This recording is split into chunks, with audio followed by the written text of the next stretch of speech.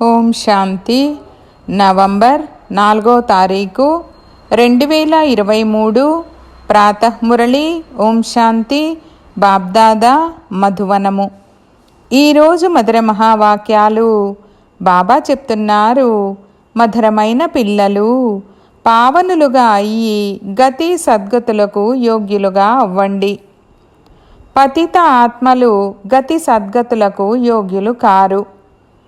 అనంతమైన తండ్రి మిమ్మల్ని అనంతమైన యోగ్యులుగా తయారు చేస్తారు. ప్రశ్న: పితావ్రత అని ఎవరిని అంటారు? వారి ముఖ్యమైన గుర్తులను వినిపించండి. జవాబు: ఎవరైతే తండ్రి శ్రీమతంపై పూర్తిగా నడుచుకుంటారో, అశరీరీలుగా అయ్యే అభ్యాసాన్ని చేస్తారో, అవ్యభిచారి స్మృతిలో ఉంటారో వారు పితావ్రతలు. అటువంటి సుపుత్రులైన పిల్లలే ప్రతి విషయాన్ని ధారణ చేయగలుగుతారు. వారికి సేవ గురించిన ఆలోచనలు సదా నడుస్తూ ఉంటాయి. వారి బుద్ధి రూపీ పాత్ర పవిత్రంగా అవుతూ ఉంటుంది. వారెప్పుడూ విడిచిపెట్టి వెళ్ళలేరు. పాట: నాకు ఆధారాన్ని ఇచ్చేవారు. ఓం శాంతి. పిల్లలు నెంబరువారు పురుషార్థానుసారంగా కృతజ్ఞతలను తెలియజేస్తారు. అందరూ ఒకే విధంగా కృతజ్ఞతలు తెలియజేయరు. ఎవరైతే మంచి నిశ్చయబుద్ధి కలవారిగా ఉంటారో మరియు ఎవరైతే తండ్రి సేవలో హృదయపూర్వకంగా, ప్రాణప్రదంగా మరియు ప్రేమగా ఉపస్థితులై ఉంటారో వారే లోపల కృతజ్ఞతలను తెలియజేస్తారు. బాబా, ఇదంతా మీ అద్భుతము. మాకైతే ఏమీ తెలిసేది కాదు. మేము మిమ్మల్ని కలుసుకునేందుకు యోగ్యులుగా లేము అని. అది నిజమే. మాయ అందరినీ అయోగ్యులుగా చేసేసింది. స్వర్గానికి యోగ్యులుగా ఎవరు తయారు చేస్తారు మరియు నరకానికి యోగ్యులుగా ఎవరు తయారు చేస్తారన్నది వారికి తెలియనే తెలీదు. వారనుకుంటారు, గతి మరియు సద్గతి రెండింటికి యోగ్యులుగా తయారు చేసేది తండ్రే. నిజానికి అక్కడికి వెళ్ళేందుకు ఎవరు యోగ్యులుగా లేరు. వారు స్వయం కూడా మేము పతితులుగా ఉన్నాము, ఈ ప్రపంచమే పతితంగా ఉందని అంటారు. సాధు సన్యాసులు మొదలైన వారెవ్వరికీ తండ్రి గురించి తెలీదు. ఇప్పుడు తండ్రి పిల్లలైన మీకు తమ పరిచయాన్ని ఇచ్చారు. తండ్రే వచ్చి పరిచయాన్ని ఇవ్వాల్సి ఉంటుందన్న నియమము కూడా ఉంది. ఇక్కడికే వచ్చి యోగ్యులుగా తయారు చేయాలి, పావనులుగా తయారు చేయాలి. ఒకవేళ అక్కడ కూర్చునే పావనంగా తయారు చేయగలిగితే అసలు ఇంత అయోగ్యులుగా ఎందుకవుతారు? పిల్లలైన మీలో కూడా నెంబరువారు పురుషార్థానుసారంగానే నిశ్చయ బుద్ధి ఉంది. తండ్రి పరిచయాన్ని ఎలా ఇవ్వాలి, ఈ తెలివి కూడా ఉండాలి. శివాయ నమః అని కూడా తప్పకుండా ఉంటుంది. ఆ మాతాపితయే ఉన్నతోన్నతమైన వారు. బ్రహ్మ, విష్ణు, శంకరులు రచన. వారిని రచించేవారు తప్పకుండా తండ్రే అయి ఉంటారు. అలాగే తల్లి కూడా ఉండాలి. అందరికీ గాడ్ ఫాదర్ అయితే తప్పకుండా ఒక్కరే. నిరాకారుణ్ణే గాడ్ అని అంటారు. రచయిత సదా ఒక్కరే ఉంటారు. మొట్టమొదటైతే భగవంతుని పరిచయాన్ని ఇవ్వాల్సి ఉంటుంది. ఈ పరిచయాన్ని యుక్తియుక్తంగా ఎలా ఇవ్వాలన్నది కూడా అర్థం చేసుకోవాలి. భగవంతుడే జ్ఞానసాగరుడు. వారే వచ్చి రాజయోగాన్ని నేర్పించారు. ఆ భగవంతుడెవరు? మొదట భగవంతుని పరిచయాన్ని ఇవ్వాలి. తండ్రి కూడా నిరాకారుడే, ఆత్మ కూడా నిరాకారియే. ఆ నిరాకారుడైన తండ్రి వచ్చి పిల్లలకు వారసత్వాన్ని ఇస్తారు. ఎవరో ఒకరి ద్వారానైతే అర్థం చేయిస్తారు కదా. లేకపోతే రాజులకే రాజులుగా ఎలా తయారు చేశారు? సత్యయుగి రాజ్యాన్ని ఎవరు స్థాపన చేశారు? స్వర్గ రచయిత ఎవరు? తప్పకుండా స్వర్గస్థాపకుడైన తండ్రే కదా. వారు నిరాకారుడై ఉండాలి. మొట్టమొదట తండ్రి పరిచయాన్ని ఇవ్వాల్సి ఉంటుంది. శ్రీకృష్ణుణ్ణి మరియు బ్రహ్మ, విష్ణు, శంకరులను తండ్రి అని అనరు. వారినైతే రచించడం జరుగుతుంది. సూక్ష్మవతనంలోని వారిని కూడా రచించడం జరుగుతుంది. వారు కూడా రచనయే అన్నప్పుడు మరి స్థూలవతనంలోని వారిని భగవంతుడని ఎలా అనగలరు? దేవతాయ నమః అని మహిమ చేస్తారు. మరొకటి శివాయ నమః. ఈ విషయమే ముఖ్యమైనది. ఇప్పుడు ప్రదర్శనలోనైతే ఘడియ ఘడియ ఒకే విషయాన్ని అర్థం చేయించరు. ఇక్కడైతే ప్రతి ఒక్కరికి మంచి రీతిలో అర్థం చేయించాల్సి ఉంటుంది. నిశ్చయాన్ని ఏర్పరచవలసి ఉంటుంది. ఎవరు వచ్చినా సరే వారికి మొట్టమొదట ఇలా చెప్పాలి, మీరు వచ్చినట్లయితే మీకు తండ్రి సాక్షాత్కారాన్ని చేయిస్తాము. తండ్రి ద్వారానే మీకు వారసత్వము లభించనున్నది. తండ్రియే గీతలో రాజయోగాన్ని నేర్పించారు. శ్రీకృష్ణుడు నేర్పించలేదు. గీతా భగవంతుడు తండ్రియే. ఇది నెంబర్ 1 విషయము. శ్రీకృష్ణ భగవానువాచ కాదు, రుద్ర భగవానువాచ లేక సోమనాథ భగవానువాచ, శివ భగవానువాచ అని అంటారు. ప్రతి మనిషి జీవితగాథ ఎవరిది వారిదే. ఒకరిది మరొకరితో కలవదు. కావున ఎవరు వచ్చినా సరే మొట్టమొదట ఈ విషయంపై అర్థం చేయించాలి.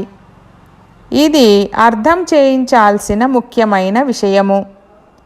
పరమపిత పరమాత్ముని కర్తవ్యం ఇది. వారు తండ్రి, వీరు కొడుకు. వారు హెవెన్లీ గాడ్ ఫాదర్, వీరు హెవెన్లీ ప్రిన్స్. ఈ విషయాలను పూర్తిగా స్పష్టం చేసి అర్థం చేయించాలి. ముఖ్యమైనది గీత. దాని ఆధారంగానే ఇతర శాస్త్రాలు ఉన్నాయి. సర్వశాస్త్రమయీ శిరోమణి భగవద్గీత. మీరు శాస్త్రాలు, వేదాలు మొదలైన వాటిని నమ్ముతారా అని మనుషులు అడుగుతారు. అరే, ప్రతి ఒక్కరూ తమ ధర్మశాస్త్రాన్ని నమ్ముతారు. అన్ని శాస్త్రాలను ఏమైనా నమ్ముతారా? అన్ని శాస్త్రాలు తప్పకుండా ఉన్నాయి. కానీ శాస్త్రాలను తెలుసుకోవడం కన్నా ముందు ఏ తండ్రి నుండైతే వారసత్వం లభించనున్నదో ఆ తండ్రిని తెలుసుకోవడం ముఖ్యము. వారసత్వము శాస్త్రాల ద్వారా లభించదు. వారసత్వము తండ్రి ద్వారా లభిస్తుంది. తండ్రి ఏ జ్ఞానాన్నైతే ఇస్తారో, వారసత్వాన్ని ఇస్తారో దాని పుస్తకం తయారై ఉంది. మొట్టమొదట గీత గురించి ప్రస్తావన తీసుకోవాల్సి ఉంటుంది. గీతా భగవంతుడెవరు? అందులోనే రాజయోగం యొక్క విషయము వస్తుంది. రాజయోగము తప్పకుండా కొత్త ప్రపంచం కొరకే ఉంటుంది. భగవంతుడు వచ్చి పతితులుగా అయితే చెయ్యరు. వారైతే పావన మహారాజులుగా తయారు చేస్తారు. మొట్టమొదట తండ్రి పరిచయాన్నిచ్చి ఈ విధంగా రాయించుకోండి, వీరు మా తండ్రి అని తప్పకుండా నాకు నిశ్చయముంది. మొట్టమొదట శివాయ నమః, నీవే తల్లివి తండ్రివి అన్నది అర్థం చేయించాలి. మహిమ కూడా ఆ తండ్రికే ఉంది. భగవంతుడు భక్తి ఫలాన్ని కూడా ఇక్కడకు వచ్చే ఇవ్వాలి. భక్తి ఫలమేమిటి? ఇది మీరు అర్థం చేసుకున్నారు. ఎవరైతే ఎంతో భక్తి చేశారో వారికే ఫలము లభిస్తుంది. ఈ విషయాలు ఏ శాస్త్రాలలోనూ లేవు. మీలో కూడా నెంబరువారు పురుషార్థానుసారంగా తెలుసు. మీ అనంతమైన తల్లి తండ్రి వారేనని అర్థం చేయించడం జరిగింది. జగదాంబ జగత్పితలు కూడా మహిమ చేయబడతారు. ఆడమ్ మరియు ఈవ్ను మనుష్యులుగా భావిస్తారు. ఈవ్ను తల్లి అని అంటారు. నిజానికి ఈవ్ ఎవరన్నది ఎవరికీ తెలీదు. తండ్రి కూర్చొని అర్థం చేయిస్తారు. ఎవరూ వెంటనే అయితే అర్థం చేసుకోలేరు. చదువులో సమయం పడుతుంది. చదువుతూ చదువుతూ బ్యారిస్టర్గా అవుతారు.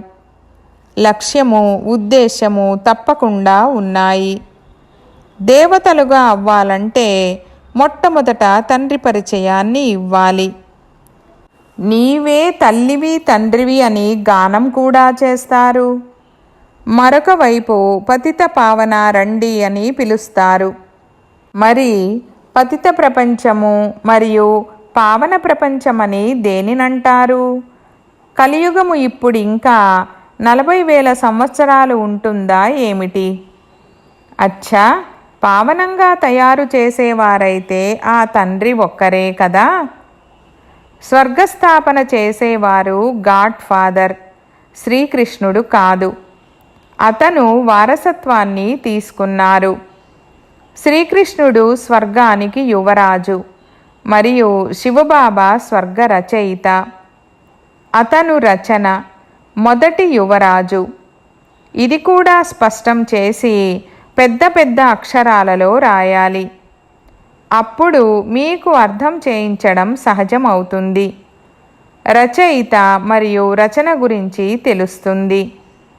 రచయితయే నాలెడ్జ్ఫుల్. వారే రాజయోగాన్ని నేర్పిస్తారు. వారేమీ రాజు కారు. వారు రాజయోగాన్ని నేర్పించి రాజులకే రాజులుగా తయారు చేస్తారు. భగవంతుడు రాజయోగాన్ని నేర్పించారు. శ్రీకృష్ణుడు రాజ్య పదవిని పొందారు. అతనే పోగొట్టుకున్నారు. మళ్ళీ అతనే పొందనున్నారు. చిత్రాల ద్వారా చాలా బాగా అర్థం చేయించవచ్చు. తండ్రి కర్తవ్యం గురించి తప్పకుండా తెలియాలి. శ్రీకృష్ణుడి పేరు వేయడంతో భారత్ గవ్వతుల్యంగా అయిపోయింది. శివబాబాను తెలుసుకోవడం ద్వారా భారత్ వజ్రతుల్యంగా తయారవుతుంది. కానీ వీరు మా తండ్రి అని బుద్ధిలో కూర్చున్నప్పుడే అలా తయారవుతుంది. తండ్రే మొట్టమొదట కొత్త స్వర్గ ప్రపంచాన్ని రచించారు. ఇప్పుడిది పాత ప్రపంచము. గీతలో రాజయోగము గురించి ఉంది. విదేశీయులు కూడా రాజయోగాన్ని నేర్చుకోవాలని కోరుకుంటారు. గీత ద్వారానే నేర్చుకున్నారు. తండ్రి ఎవరు అనేది ఇప్పుడు మీరు తెలుసుకున్నారు. ఈ విషయాన్ని ఇతరులకు కూడా అర్థం చేయించేందుకు ప్రయత్నిస్తారు. వారు సర్వవ్యాపి కాదు.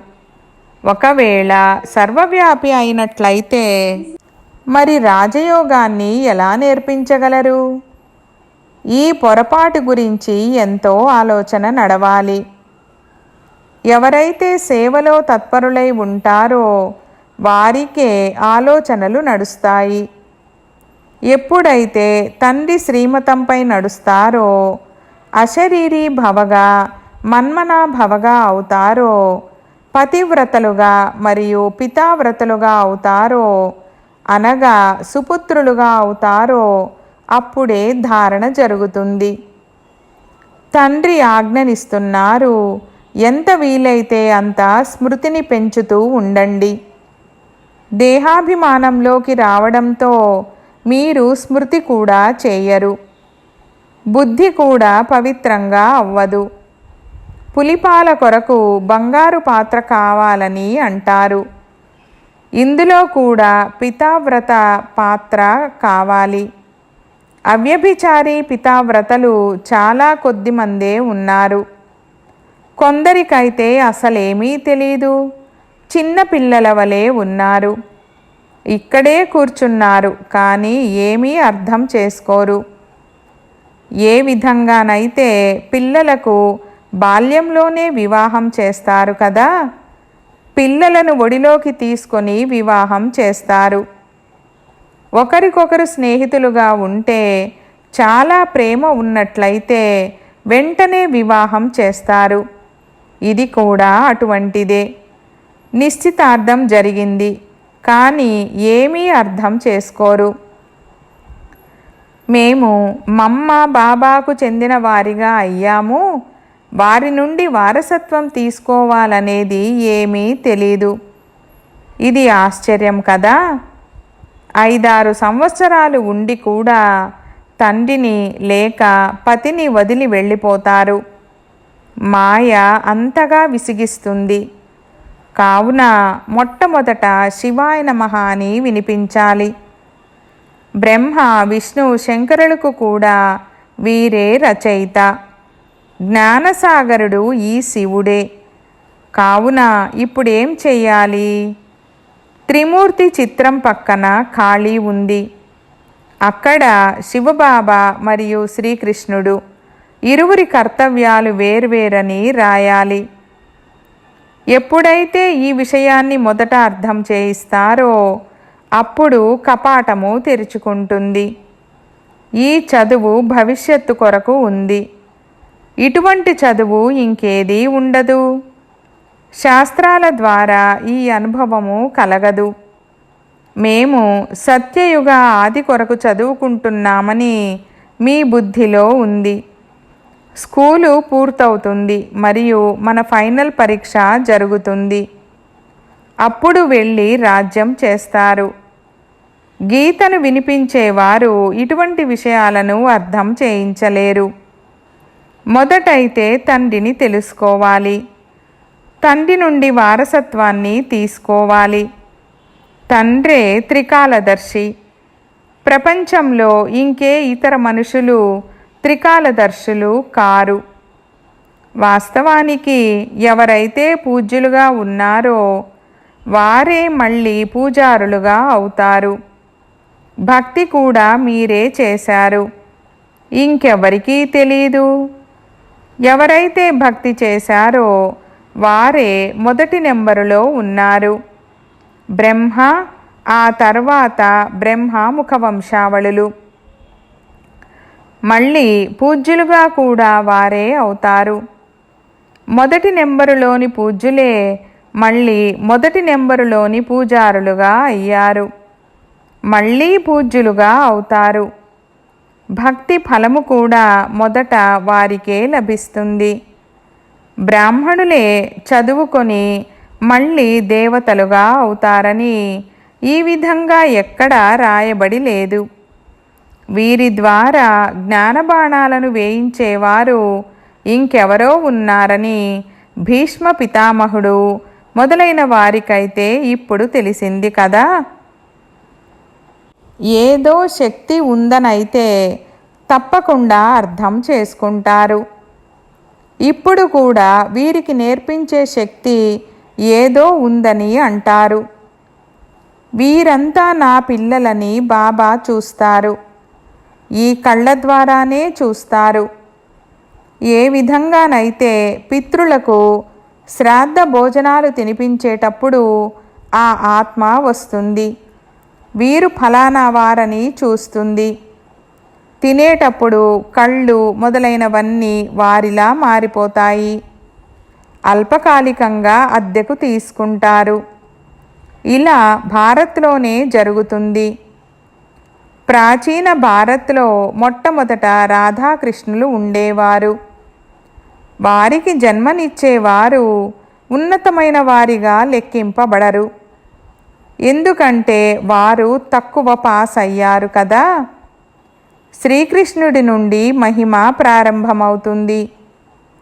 రాధాకృష్ణులు ఇరువురు తమ తమ రాజధానులలోకి వస్తారు.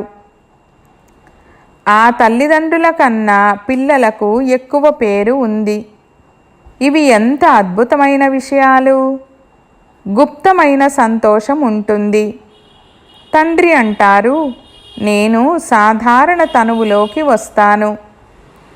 ఇంతమంది మాతల గుంపును సంభాళించాలి. కావుననే సాధారణ తనువును తీసుకున్నాను.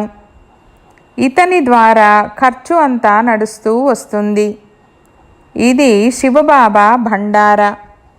వారు అవినాశీ జ్ఞానరత్నాల భోళా భండారి మరియు దత్తత తీసుకోబడ్డ పిల్లలు ఉన్నారు. వారి యొక్క సంభాళన కూడా జరుగుతూ ఉంటుంది. ఇదైతే పిల్లలకే తెలుసు. మొట్టమొదట ప్రారంభించినప్పుడు ఇలా చెప్పండి, శివ భగవానువాచ, వారు సర్వుల రచయిత. మరి శ్రీకృష్ణుణ్ణి జ్ఞానసాగరుడు గాడ్ ఫాదర్ అని ఎలా అనగలరు? ఎంత స్పష్టంగా రాయబడి ఉండాలంటే చదవగానే బుద్ధిలో మంచి రీతిలో కూర్చుండిపోవాలి. కొందరికైతే అర్థం చేసుకోవడానికి 2-3 సంవత్సరాలు పడుతుంది. భగవంతుడు వచ్చి భక్తి ఫలాన్ని ఇవ్వాలి. బ్రహ్మ ద్వారా తండ్రి యజ్ఞాన్ని రచించారు. బ్రాహ్మణులను చదివించారు. బ్రాహ్మణుల నుండి దేవతలుగా తయారు చేశారు. మళ్ళీ కిందకు రావాల్సిందే. ఇది చాలా మంచి వివరణ. మొదట ఇది నిరూపించి చెప్పాలి, శ్రీకృష్ణుడు హెవెన్లీ ప్రిన్స్, అంతేకాని హెవెన్లీ గాడ్ ఫాదర్ కాదు. సర్వవ్యాపి జ్ఞానం కారణంగా పూర్తిగా తమోప్రధానంగా అయిపోయారు. ఎవరైతే రాజ్యాధికారాన్ని ఇచ్చారో వారిని మర్చిపోయారు. కల్పకల్పము బాబా రాజ్యాన్ని ఇస్తారు. మనము మళ్ళీ ఆ తండ్రిని మర్చిపోతాము. చాలా ఆశ్చర్యం అనిపిస్తుంది. రోజంతా సంతోషంలో నాట్యం చేయాలి. బాబా మనల్ని విశ్వాధిపతులుగా తయారు చేస్తారు. అచ్చా, మీఠే మీఠే సికిలధే బచ్చోं ప్రతి मात पिता बाप दादा का याद प्यार और गुड मॉर्निंग. रूहानी बाप की रूहानी बच्चों को नमस्ते. हम रूहानी बच्चों की रूहानी बाप दादा को याद प्यार गुड मॉर्निंग और నమస్తే నమస్తే బాబా నమస్తే. ధారణ కొరకు ముఖ్య సారము. 1వ పాయింట్, అవ్యభిచారులుగా పితావ్రతులుగా అయి ఉండాలి. స్మృతిని పెంచుతూ బుద్ధిని పవిత్రంగా తయారు చేసుకోవాలి. 2వ పాయింట్, తండ్రి పరిచయాన్ని యుక్తియుక్తంగా ఇచ్చేందుకు విధిని కనుక్కోవాలి. విచారసాగర మంథనము చేసి అల్ఫ్ను నిరూపించాలి. నిశ్చయ బుద్ధి కలవారిగా అయి సేవ చెయ్యాలి. వరదానము, స్వపరివర్తన ద్వారా విశ్వ పరివర్తనకు నిమిత్తులుగా అయ్యే శ్రేష్ఠ సేవాధారి భవ. వివరణ: పిల్లలైన మీరు స్వపరివర్తన ద్వారా విశ్వ పరివర్తన చేసే కాంట్రాక్టును తీసుకున్నారు. స్వపరివర్తనయే విశ్వ పరివర్తనకు ఆధారము. స్వపరివర్తన లేకుండా ఏ ఆత్మ వెనుక ఎంత కష్టపడినా కానీ పరివర్తన అవ్వలేరు. ఎందుకంటే ఈ రోజుల్లోని సమయంలో కేవలం వినడంతో మారరు, చూడడంతో మారతారు. ఎందరో బంధనాలు వేసేవారు కూడా జీవితం యొక్క పరివర్తనను చూసి మారిపోతారు. కావున చేసి చూపించడము, మారి చూపించడమే శ్రేష్ఠ సేవాదారులుగా అవ్వడము. స్లోగన్: సమయము, సంకల్పాలు మరియు మాటల యొక్క శక్తిని వేస్ట్ నుండి బెస్ట్లోకి పరివర్తన చేసినట్లయితే శక్తిశాలిగా అవుతారు. ఓం శాంతి.